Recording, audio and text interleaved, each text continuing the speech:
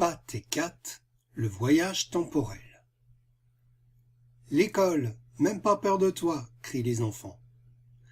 Cole apparaît et leur dit « J'ai une horrible incantation magique à vous raconter.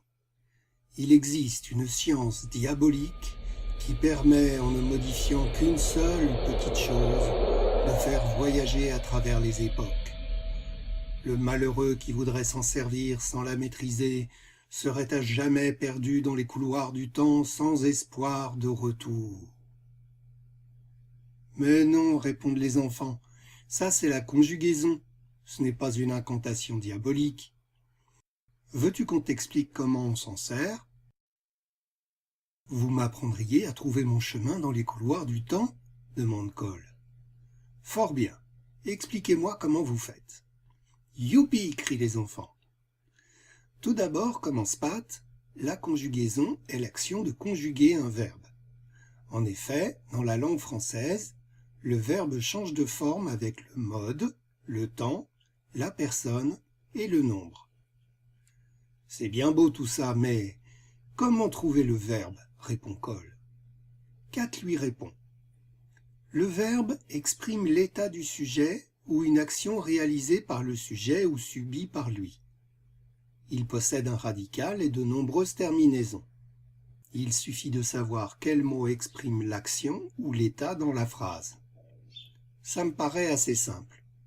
Mais comment le reconnaître parmi tous les autres mots ? C'est facile, répond Cat. Tu changes le temps de la phrase en disant « hier » ou « demain » et le seul mot qui change est le verbe. C'est lui qui exprime le temps. Donc on relit la phrase en ajoutant « hier » ou « demain » et le mot magique change de temps automatiquement, demande Cole. Exactement, répondent les enfants.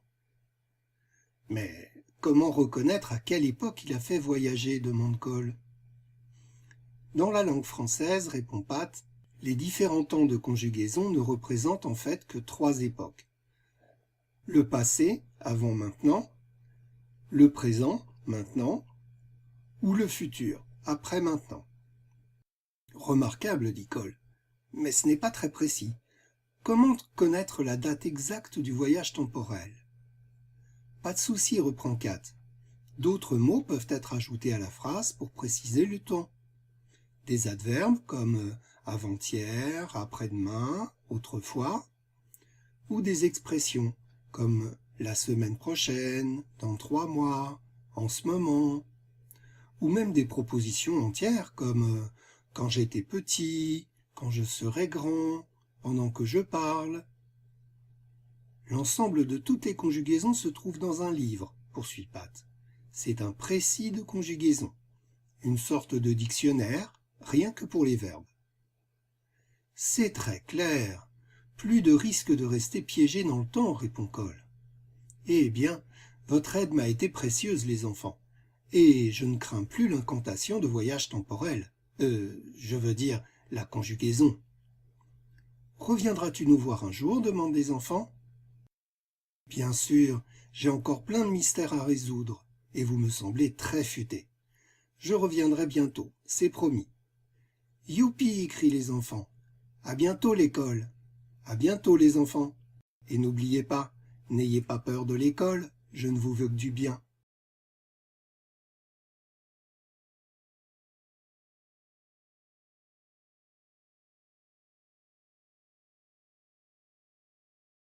Created using Powtoon.